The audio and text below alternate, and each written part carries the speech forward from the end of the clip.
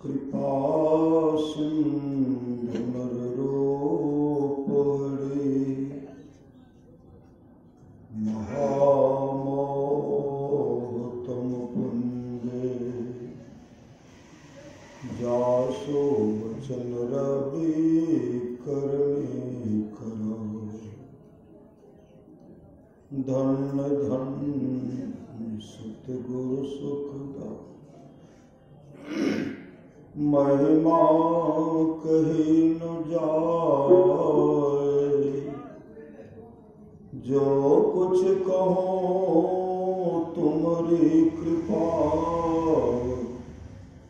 मोते कछु न बसाए।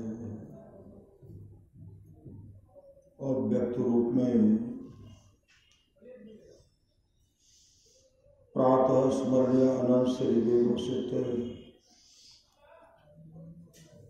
परम पूज्यपाद सदगुरु महाराज की शरणों में कोटि कोटि नमन। मंचासीन पूज्यवागण विशिष्ट गुरुजन, उपस्थित सत्संग प्रेम महानुभावों, माताओं एवं बहनों, सभी के अंदर में बैठे हुए परमात्मा को कोटि कोटि में। संत महात्मा लोग कहते हैं मनुष्य जीवन की सफलता भगवत प्राप्ति में है। यह तन बार बार मिलने को नहीं है, इसलिए आगे की यात्रा के लिए अभी से भगवत भजन रूपी धन संग्रह करो। संत कबीर साहब की वाणी है, बार बार नरदे नहीं यह बीड़े, चेत सके तो चेत कहत कर बीड़े, कबीर स्वधन संचय जो आगे का हो। कबीर सुधन संचय जो आगे का होए, माथ चढ़ा गांठरी जातन देखा कोय, करिए नित सत्संग को बाधा सकल मिटाए, यह अवसर फिर नाम ले दुर्लभ मिलता। कहते सत्संग नित करते सत्संग नित। परमाराशु महाराज की वाणी है, सत्संग नित और ध्यान नित रहिए करत संलग्न। परमाराशु महाराज ने कहा सत्संग करने के लिए बादशाही ठाकुर की जरूरत नहीं है।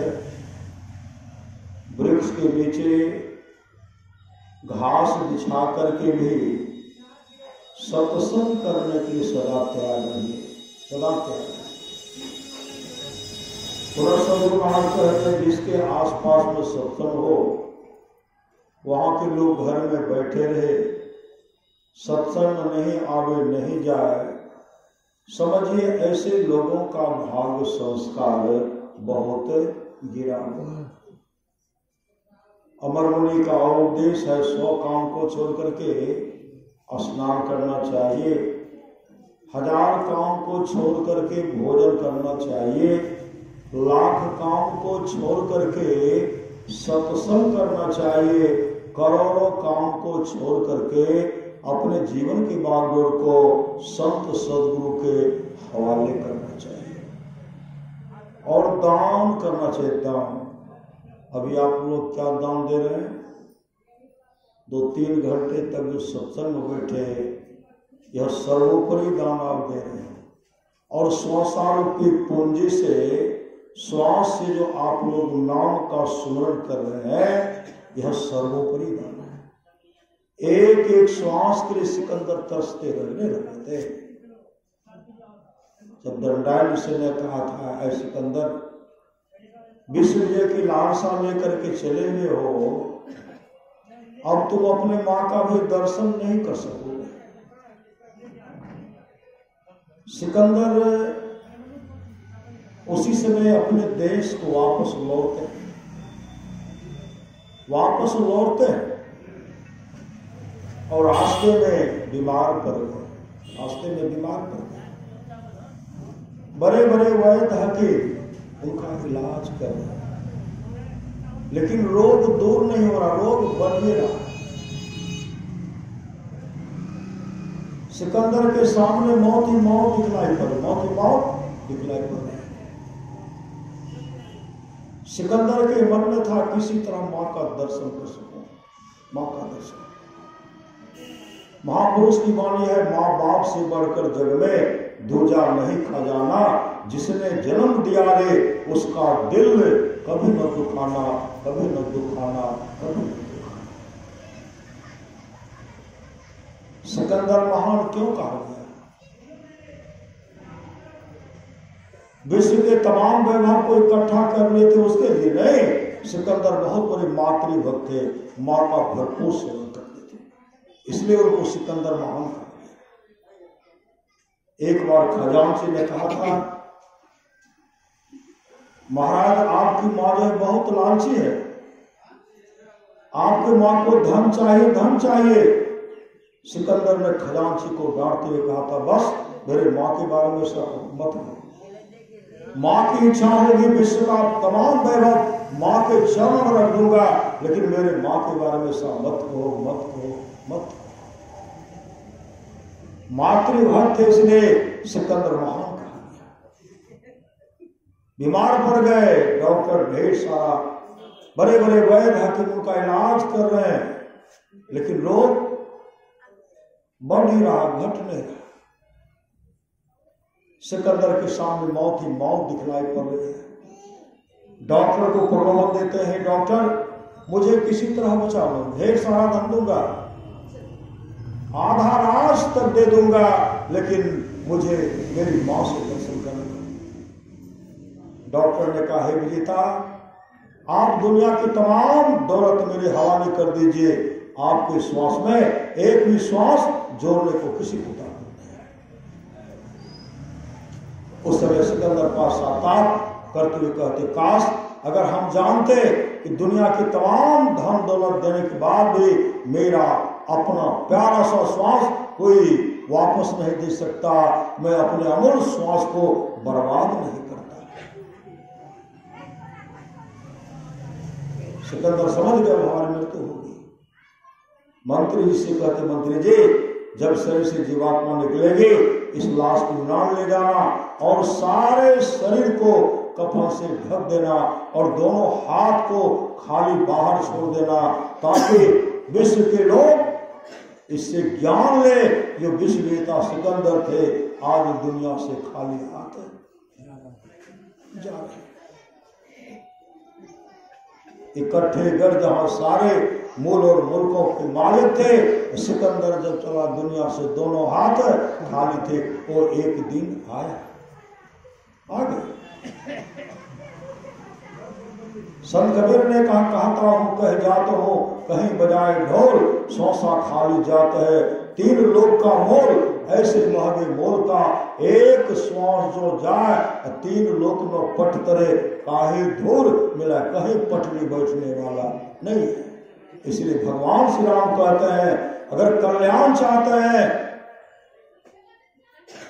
बड़े भाग मानुष तन पावा मानव का शरीर मिला है, जीवन में करण धार सदगुरु दृढ़ नावा सदगुरु भी चाहिए, और जीवन में भगत स्वतंत्र सकल सुख खाने सत्संग भी चाहिए, सदगुरु भी चाहिए। सिकंदर का शरीर छूट गया, उनके लाश को यूनान ले जाया गया। अंतःपुर हवेली में लाश रखा हुआ है, चारों तरफ सोना चांदी हीरा जवाहरात का ढेर रखा हुआ है, सारा शरीर कफन से ढका हुआ है, दोनों हाथ खाली बाहर पड़ा हुआ है। एक व्यक्ति कहते हैं महाराज आप जब बोलते थे तो हम लोग सन्नाटा में रह करके सोया करते थे, आप जब बोलते थे तो हम लोग सन्नाटा में रह करके सोया करते थे, चुप रहा करते थे। आप कितनी गहरी नींद में सो गए हैं कि मेरी आवाज आपके कानों तक नहीं जा रही है। दूसरा व्यक्ति ने कहा हे महासम्राट, आपने दुनिया की तमाम दौलत को इकट्ठा कर लिया है, लेकिन आज आप अनाथ के नाल पड़े हुए हैं और आपका दोनों हाथ खाली बाहर पड़ा हुआ है, खाली। तीसरा व्यक्ति ने कहा, हे महासम्राट, आपने दुनिया की तमाम सोना चांदी हीरा वहां संग्रह कर लिया, इकट्ठा कर लिए हैं, लेकिन आज आपके शरीर को दफनाने के लिए 2.25 गज जमीन चाहिए। 2.25 गज जमीन से अधिक नहीं चाहिए। विश्व के तमाम वैभव इकट्ठा करने के बाद भी आपका मन नहीं माना, नहीं भरा, नहीं अटा। 2 गज जमीन में आपका मन कैसे मानेगा, कैसे रखेगा, कैसे करेगा? महापुरुष की वाणी है, मानत नहीं मन मोरा साधो, मानत नहीं मन मोरा रे, बार बार तो ही कही समझावो, जग में जीवन थोड़ा, अब थोड़ा सा। महापुरुष की वाणी है, कुशलक को जब जन्म था तब भजन कर ले, नाम का चलना है दिन जरूरी, घमंड क्या धम धाम का, आंख मुंदो कुछ न तेरा, तन हुआ बिन काम का, नकल एक पुतली बनी है, हार मांसो चाम का, यह भी है दुश्मन भी तेरा।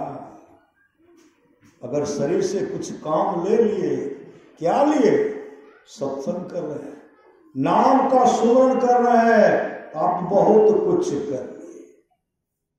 इन नाम का सुमरण छोड़ करके, संसार सत्संग छोड़ के और संसार के तमाम वैभव को बटोर बटोर कर जो जमा कर रहे हैं, कहते उसके लिए यह भी है दुश्मन भी तेरा, चल गया बिन दाम का। आपके लिए नहीं, आप तो इसका मूल समझे हैं, सत्संग का महत्व को समझे हैं, इसलिए तो सत्संग है। महापुरुष की वाणी है, जिस सत्संग हम लोग बैठे हुए हैं, जिस सत्संग में हम लोग बैठे हुए हैं, यह सत्संग टाटा बिरला के नसीब में लिखा हुआ है। यह सत्संग टाटा बिरला के नसीब में लिखा हुआ नहीं है। यह सत्संग श्रद्धालु भिखारी गुरु के दुलारे, गुरु के प्यारे के झोले में रखा हुआ है। सब सत्संग थोड़े रहेंगे और सबको अच्छा थोड़े लगेगा। कर्महीन को ना मिले भली वस्तु की भोग, दान पके मुख काक को भयो पाक की, रोग रज्जब दाना खुच खुचा हंडी सीझे ना, असुधरे सत्संग में खचरा सुधरे ना। महापुरुष की वाणी है, मैंने महापुरुष की वाणी। इसलिए भगवान श्री कृष्ण कहते हैं, निष्पाप उद्धव जी, कोई कितना भी अश्वमेध यज्ञ कर ले, कृष्ण आदि आदि व्रत कर ले, उसके द्वारा में सुलभता से प्राप्त नहीं होता। बस एक सत्संग ऐसा दरिया है जिसके द्वारा में सुलभता से प्राप्त हो जाता, उस भक्त के वश में हो जाता और उस भक्त का परम कल्याण हो जाता। किनका? जो सत्संग लागी रहो रे भाई, तेरी बीगरी बात बन जाए। जो सत्संग करेंगे वो तरेंगे, जो करेंगे सो तरेंगे। इसलिए जीवन में सत्संग चाहिए। शुभ काम कर लीजिए, जागो जागो गुरुपद लागो, जगत मनो में खेला है, करना है सो जल्दी कर लो, 2 दिन जीवन मेला है, मत अभिमान करो तन धन का, छिनही में सब खोई रे, जैसे अहंकार भ्रमिति मति तुमरी, अंत का रोई रंग में रोना पड़ेगा, चीखना चिल्लाना पड़ेगा। संत कबीर ने कहा, पछते रे बेईमान, अब गुरु के विसारी पछे। तो बहुत आदमी कहते हैं सतगुरु की क्या आवश्यकता है, हम सत्संग उत्संग नहीं करे। बहुत आदमी कहते हैं ना, ऐसे लोग, संत कबीर ने कहा, पछते रे बेईमान, गुरु के विसारी पछते गए, अरे जल हीरा मोती संपत्ति बहुत, सब धन ठामे रहतो, ऐ तो जम दो काम नहीं दे तो तोरा, माई बाप भाई अपुतली उलटी जे तो बेहतर देवे बाय। आगो आगो कहरिया भैया डोलिया लेने जाए, पाछू से जम गैया डंडा दन जाए कहत कबीर सुनहो साधु भाई अवसर बीतल जाय छो करी ले उपाय। आज जो है बहुत बच्चे का जन्मदिन मनाया जाता है, बहुत का छठी शिला, बहुत का पुण्य तिथि, लेकिन ऐसे सुपुत्र हैं, परिवार के ऐसे सुपुत्र कहा जाए, सुपौत्र कहा जाए, अच्छी पतोह कहा जाए, बाल बच्चा कहा जाए, जो ऐसी माँ के पुण्य तिथि के अवसर पर सत्संग करना है। कहीं लोग शराब का व्यवस्था करेंगे, कहीं मांस मछली का व्यवस्था करेंगे, ये सत्संग का आयोजन किए हैं। आप लोग जानते होंगे राजा कवास के 21 पीढ़ी तक का राजा नरक में पड़ा हुआ था, 21 पीढ़ी तक का राजा नरक में पड़ा हुआ था, और सारे राजा जो नरक में पड़े हुए थे खाने के लिए क्या मिल रहा था? पीप भी नसीब नहीं होता था। पापी को पीप भी नसीब नहीं होता है। जो माता पिता को समय पर भोजन नहीं देते हैं, सास ससुर को समय पर भोजन नहीं, जो चुपके से सुंदर सुंदर भोजन बना करके चुरा करके किवाड़ बंद करके खा लेते हैं, गरुड़ पुराण पलट करके पढ़िए। ऐसे जो चुरा चुरा करके खाने वाले हैं, उनका जब शरीर छूटता है सूची मुख प्रेत बनता है। एक बूंद पानी पीने में 1 वर्ष लगता है। न काजू खा सकता है, न किशमिश, न रस कदम, न कच्चा, न पक्का। ऐसे पापी को पानी पीने में 1 वर्ष लगता है। गरुड़ पुराण को उलट करके पढ़िए। मार्कंडे पुराण आया है, जो माता पिता को समय पर भोजन नहीं देते, माता पिता को समय पर पानी नहीं पिलाते हैं, ऐसे पापी का, ऐसे दुरात्मा का जब शरीर छोड़ता है तो शरीर छोड़ने के बाद वो घोर नरक में जाता है। और जमराज कहता है जमदूतो इसको पीटो। जब पिटाई होने लगती है मुख से निकलता है पानी। जमराज कहते हैं ये तो माता पिता का भी सम्मान नहीं किए, माता पिता को भर पेट भोजन नहीं दिए, इसलिए ऐसे पापी को जो दुर्गंध युक्त पीप है, जिसमें नुकीला जीव जंतु रहते हैं, कहते पीप पिलाओ पीप। वो कहेंगे हम नहीं पीब, श्री सदगुरु काजू किशमिश रस कदम खैरिए, हम पीब नहीं पीब। आप जीवन में एक को टुक्का संत महात्मा को दे देते, गाय को दे देते, कौवा को दे देते, कुत्ता को दे देते, आज आपको भोजन की कमी नहीं होती। इसलिए संत महात्मा लोग कहते हैं धन की 3 गति है, पहला है दान, और दूसरा है भोग, तीसरा है नाच। कि पलोट का पलोटे दे दिए सो बात नहीं है।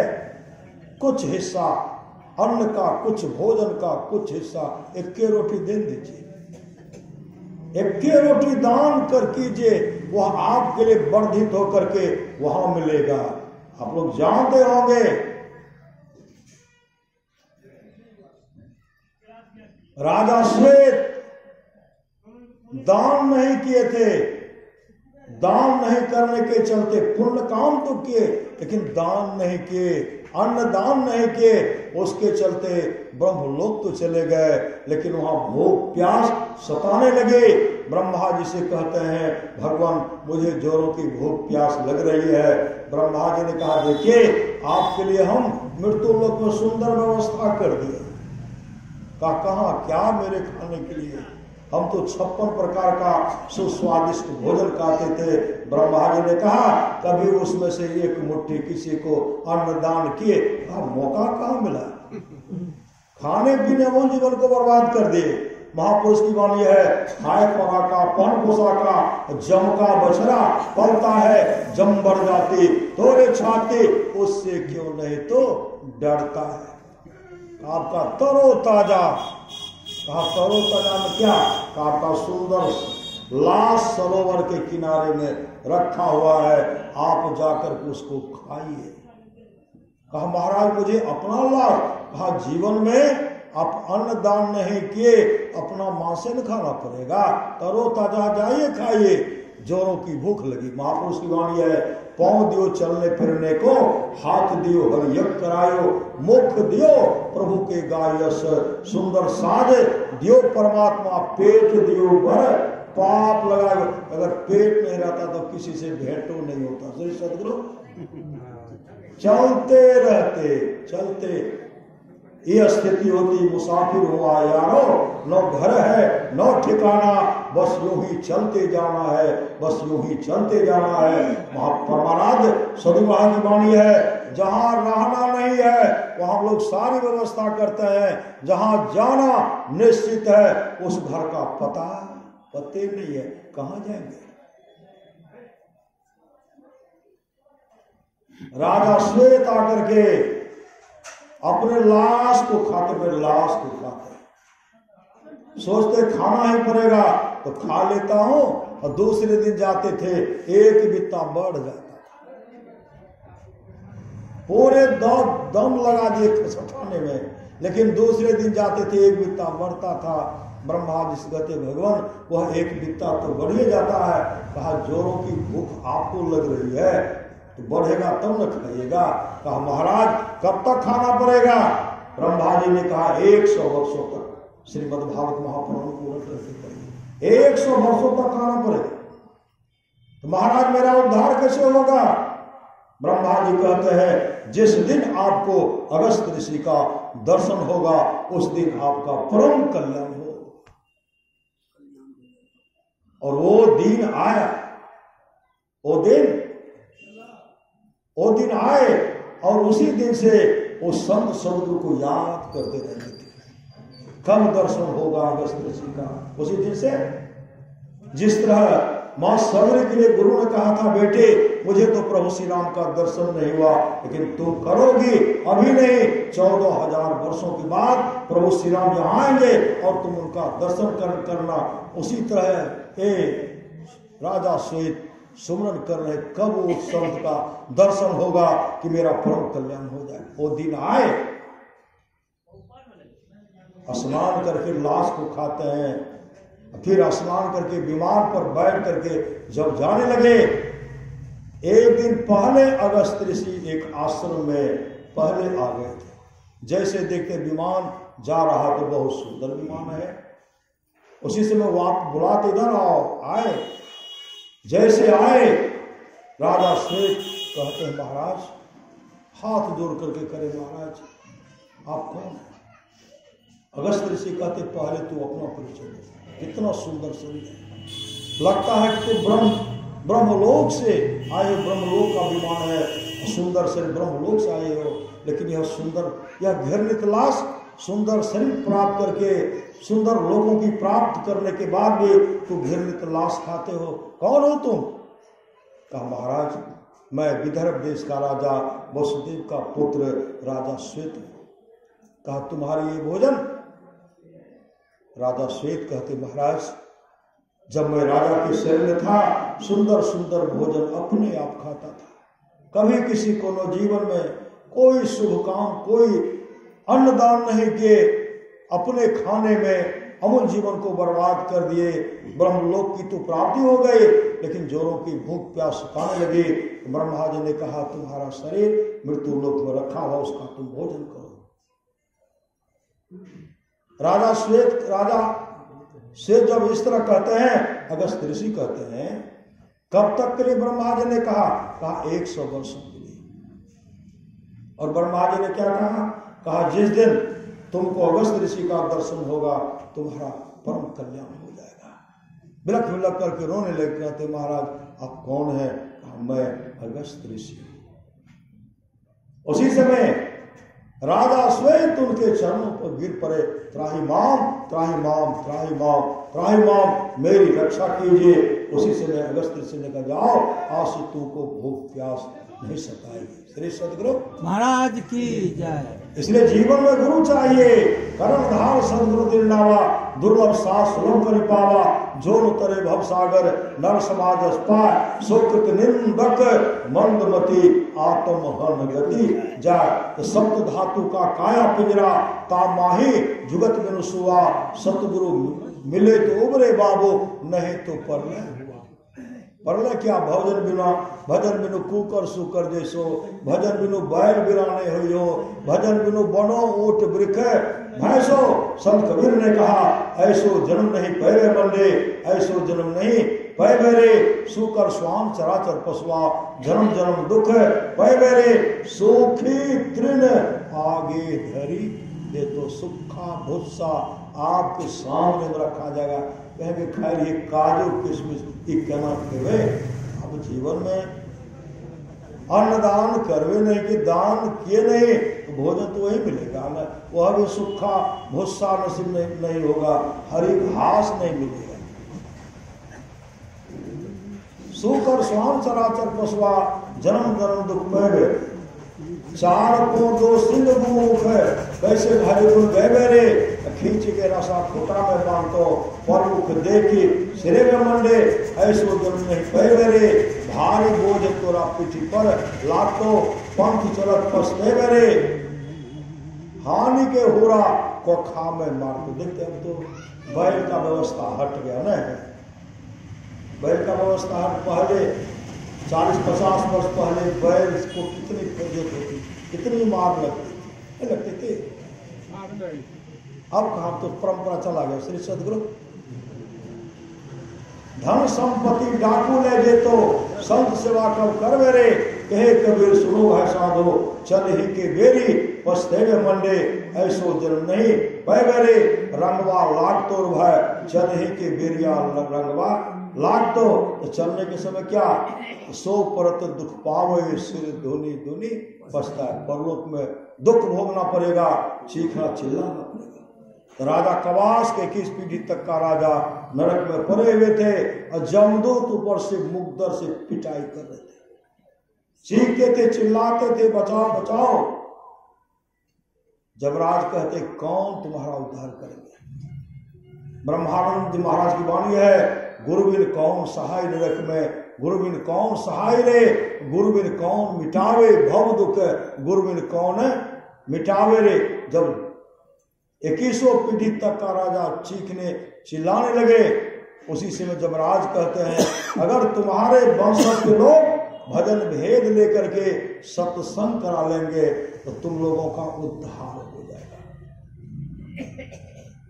21 पीढ़ी तक का राजा स्वप्न राजा कवास से कहते कवास नरक में बहुत दुख भोगना पड़ रहा है, दीक्षा लेकर के भजन भेद लेकर के सत्संग करवा दो, मेरा परम कल्याण हो जाएगा।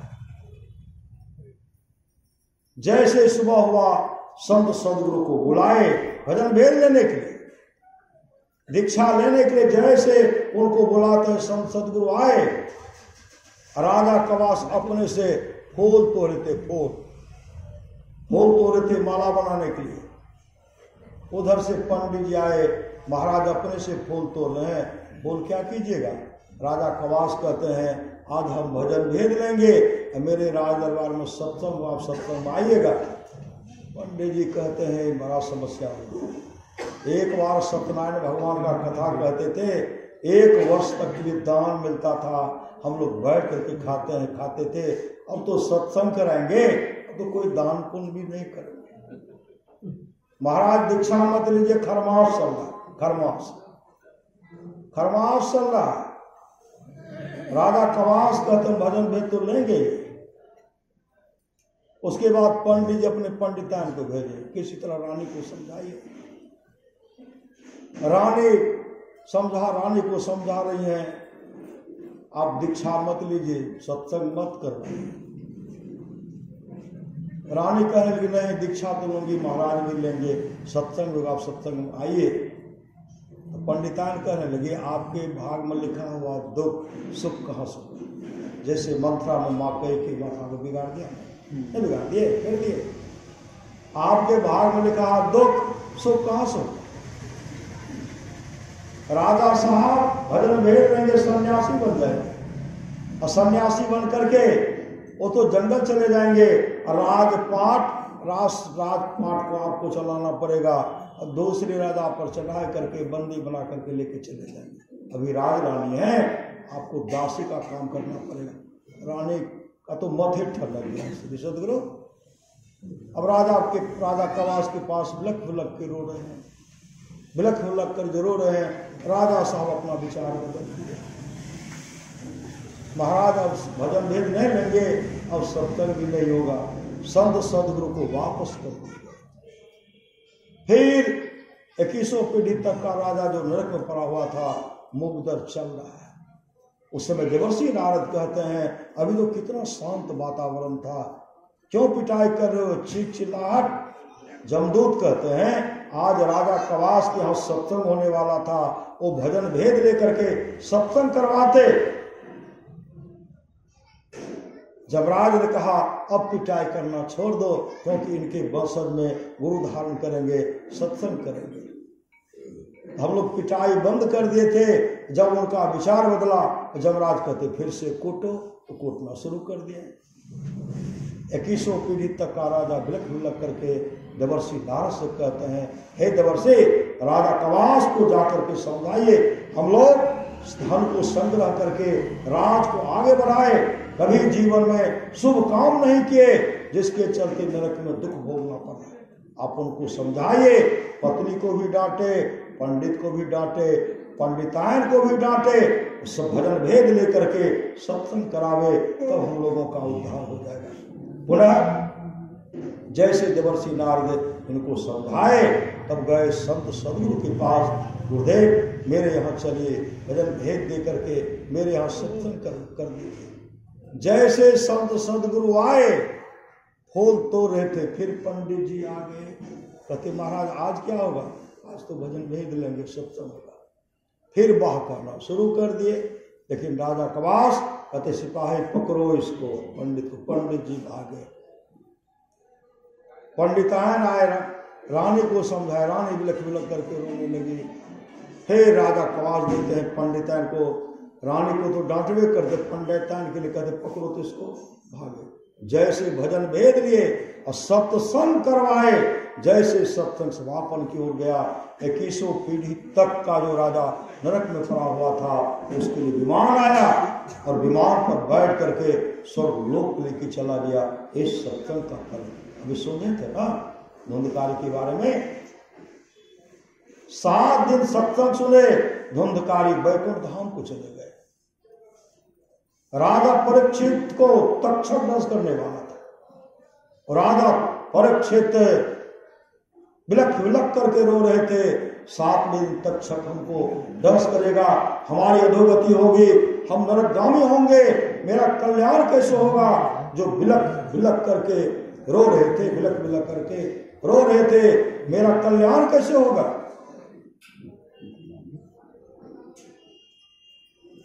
राज सिंहासन पर में पुत्र जन्मेजय को बिठा दिया।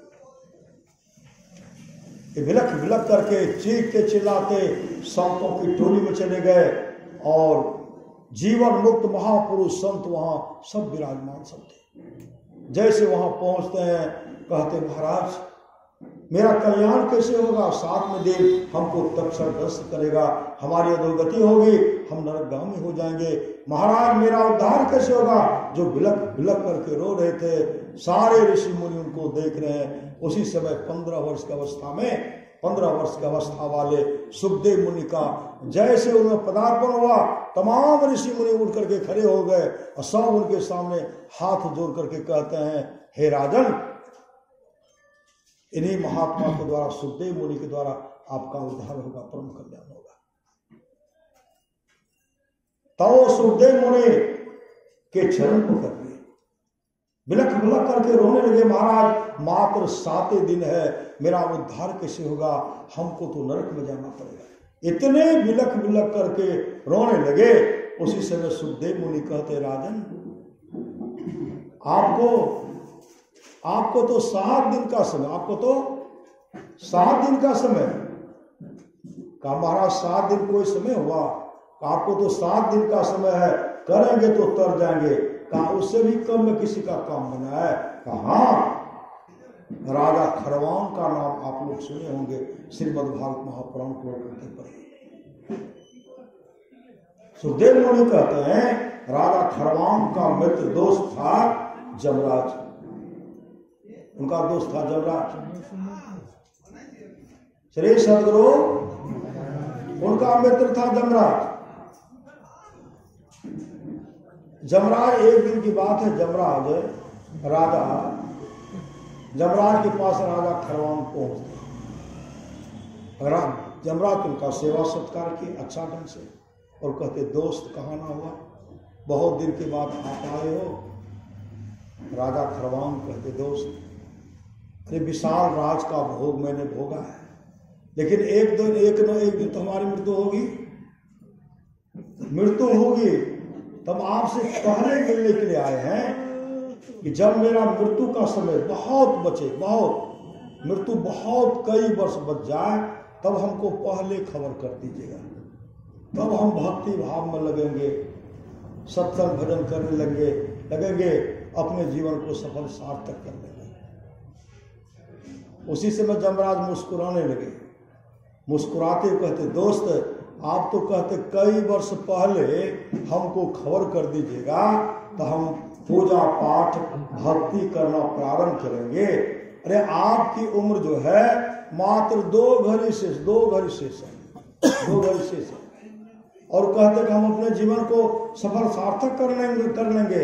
2 घड़ी में आप जो करना चाहते हैं कर लीजिए।